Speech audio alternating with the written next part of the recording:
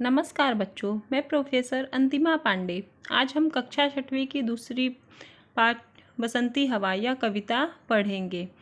इसके कवि केदारनाथ अग्रवाल जी हैं। इस कविता में बसंती हवा यानी हवा कितनी मनचली, कितनी बावली, किस तरह से हवा होता है उसके बारे में बताया गया है कि उसे कोई भी अपने वश में नहीं कर सकता। उसका जहाँ मन करता है, जिधर मन करता है उधर वह हमेशा घूमती रहती है। इस तरह से हवा के बारे में विस्तार से वर्णन किया गया है इस कविता में।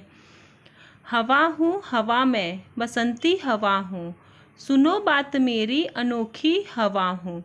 बड़ी बावली हूँ, बड़ी मस्त मौला, नहीं कुछ फिक्र है, बड़ी ही निडर हूँ।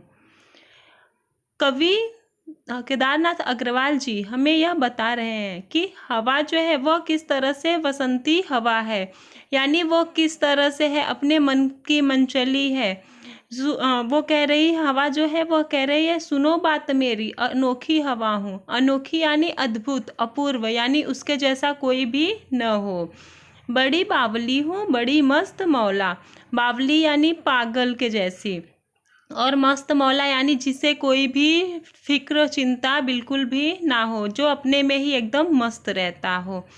नहीं कुछ फिक्र है, बड़ी ही निडर हूँ। ना ही उसे कोई फिक्र है, फिक्र यानी चिंता, कोई भी परेशानी, किसी बात का टेंशन, ये सब नहीं है। और वह एकदम निडर है। निडर यानी जिसे किसी बात का भय ना हो, जो एकदम साहसी हो, उसे यानी जिसके अंदर किसी भी बात का डर ना हो, उसे निडर कहा जाता है।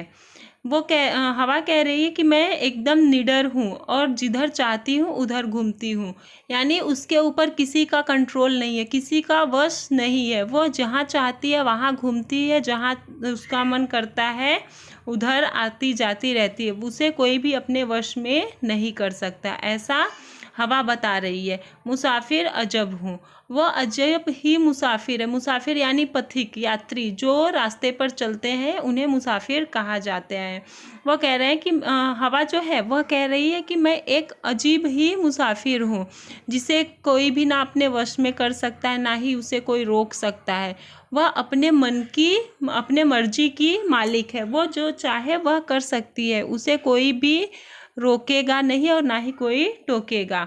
हवा हूँ हवा मैं, बसंती हवा हूँ। वो कह रही है मैं एक अजब ही बसंती हवा हूँ, जिसे जो जी में आता है वही करती है, जिसको कोई भी अपने वश में नहीं कर सकता। चढ़ी पेड़ महुआ, थपा थप मचाया, गिरी धम्म से फिर चढ़ी आम ऊपर, उसे भी झकोरा किया कान में को। उतर कर भागी मैं हरे खेत पहुँची, वहाँ गेहुए में लहर खूब मारी। हवा हूँ हवा में, बसंती हवा हूँ। वह कह रही है कि जो उसका जहाँ मन करता है वहाँ आती जाती है। वह कह रही है कि अब वो यहाँ वहाँ से सड़कों पर से घूम उम के फिर वो अब कहाँ पहुँची है, बगीचों में। वह वहाँ पे पहुँची तो क्या किया उसने, सबसे पहले वह महुआ के पेड़ के ऊपर चढ़ती है और वहाँ पर जाके खूब उसे थपथपाई, यानी खूब महुआ के पेड़ को हिलाती है, डुलाती है, और फिर वहाँ से वो धम्म से कूद जाती है, उस पेड़ से जो है वह गिरती है, और फिर वहाँ से वह हट के फिर वो आम के पेड़ के ऊपर चढ़ती है और उसे भी वो खूब झकोरती है, यानी उसे भी वह खूब हिलाती है, खूब डुलाती है।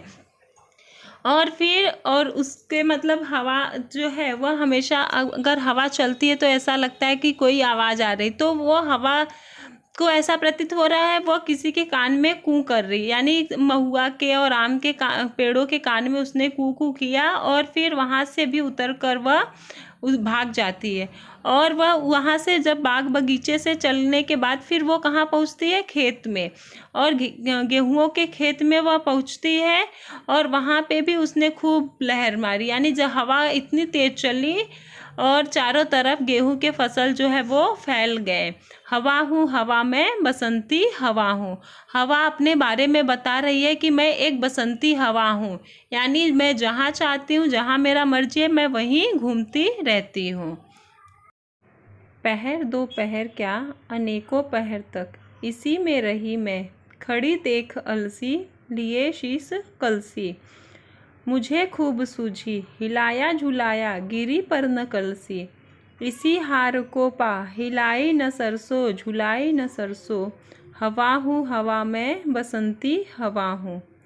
हवा जो है वो कह रही है कि एक पहर नहीं बल्कि वह अनेकों पहर तक, पहर यानी समय, वो पहर यानी जैसे सुबह का समय होता है, उसके बाद दोपहर का, फिर शाम का, फिर रात का समय आता है, उसे पहर कहते हैं। वो कह रही कि वो एक समय नहीं, दो समय नहीं, बल्कि वो अनेकों पहर तक, अनेकों समय तक यहाँ से वहाँ वह घूमती रही और वह इसी में रही। यहाँ कभी सड़क पर घूम रही है, तो कभी बगीचे में जा रही, फिर कभी वह गेहूं के खेतों में, तो कभी अलसी के खेत में, ऐसे वह हर जगह घूम रही है। फिर वह देख रही है कि खड़ी देख अलसी, लिए शीश कलसी। अलसी एक बीज होता है, एक जैसे सरसों होता है, वैसे ही अलसी का भी खेती, अलसी की भी खेती होती है, वो भी एक बीज की तरह होता है।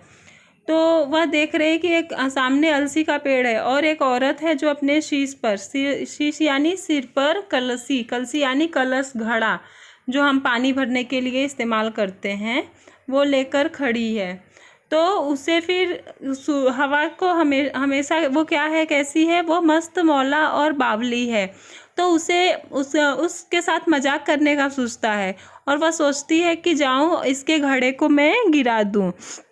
फिर वो क्या करती है, उसे भी जाकर औरत के सिर से वह घड़ा गिराने की कोशिश करती है, लेकिन फिर भी हिलाया झुलाया, गिरी पर ना कलसी। वह कितना तेज भी हवा अपना झोंका मारती है, लेकिन वह कलसी गिरती नहीं है। इसी हार को पा, हिलाई ना सरसों, झुलाई ना सरसों। फिर वह जब वहाँ से थक जाती है, हार जाती है कि वह औरत के सिर की कलसी को वह गिरा नहीं पाती, फिर वो वहाँ से चली जाती है और जाती है फिर वह सरसों के खेत में और सरसों को खूब हिलाती झुलाती है। सरसों के पेड़ों के साथ वह खेलती है और खूब अपना मस्ती करती है, उसके साथ इंजॉय करती है। हवा हूँ हवा में, बसंती हवा हूँ। इस तरह से हवा अपने बारे में बता रहे कि वह किस तरह की हवा है। वह एकदम मस्त मौला है, निडर है, साहसी है वह, और जहाँ पर उसका मन करता है वहाँ पर जाती है, एकदम घूमती है, बिल्कुल भी किसी से भयभीत नहीं होती है और सबके साथ वह मस्ती करती रहती है। इस तरह से इस कविता में हवा के बारे में बताया गया है कि हवा जो है उसे कोई भी अपने वश में नहीं कर सकता, उसे कोई भी कंट्रोल नहीं कर सकता, उसका जहाँ मन करता है वह वहाँ जाती है। इस तरह से हम हवा के ऊपर निर्भर रहते हैं, न कि हमारे ऊपर हवा निर्भर है। ऐसा इस कविता के माध्यम से बताया गया है। यह बसंती हवा कविता समाप्त हुई। अब हम अगले वीडियो में मिलेंगे। धन्यवाद बच्चों।